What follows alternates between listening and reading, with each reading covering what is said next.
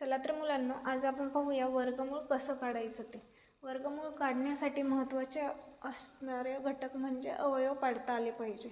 अवयव पाडण्यासाठी कसोट्या पाठ पाहिजे. तर आपण पहिल्यांदा दोनची कसोटी पाहूया. दोनच्या कसोटीमध्ये काय आहे, एकक स्थानी जर 2, 4, 6, 8 हे अंक असेल तर त्या संख्येला 2ने भाग जातो. आता याच्या एकक स्थानी 5 आहे म्हणजे या संख्येला 2ने भाग जाणार नाही. 3ने कोणत्या संख्येला भाग जातो, जर संख्येतील अंकाच्या बेरजेला जर 3ने भाग गेला तर त्या संख्येला 3ने भाग जातो. आता इथे पहा, 6 2 8, 8 5 13. मग 13 या संख्येला 3ने भाग जात नाही म्हणून या संख्येलाही 3ने भाग जात नाही. आणि 4च्या पाड्यात येणाऱ्या सगळ्या संख्या समच असतात त्यामुळे या संख्येला भाग जाणारच नाही. आणि 5ची कसोटी काय आहे, एकक स्थानी 5 किंवा 0 असल्यास त्या संख्येला 5ने भाग जातो. आता याच्या एकक स्थानी 5 आहे म्हणजे या संख्येला 5ने भाग जाणार आहे.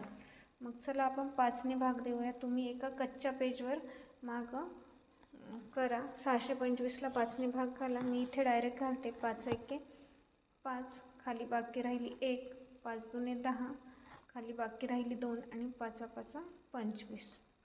मग 5 गुणिले आहे तसे 5 लिहायचे. परत या संख्येला 5नेच भाग जाणार आहे. 5 दुने 10, खाली बाकी राहिली 2 आणि 5 5 25.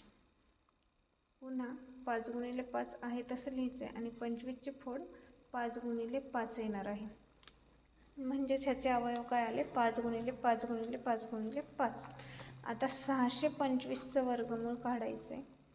यासाठी आपल्याला यांच्या जोड्या लावायच्या. मग प्रत्येक जोडीतील एक अंक घ्यायचा. समान संख्या असेल त्यांच्याच जोड्या लावायच्या आहेत. मग 5 गुणिले 5 हे आलेलं आहे म्हणून आपलं उत्तर आलेलं आहे 25. 25 हे 625चं वर्गमूळ आहे. अशाच प्रकारे वर्गमूळ काढायचं आहे.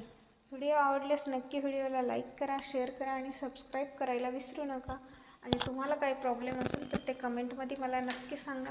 मी त्यांचं सोल्युशन करण्याचा प्रयत्न नक्की करेन. Thank you for watching.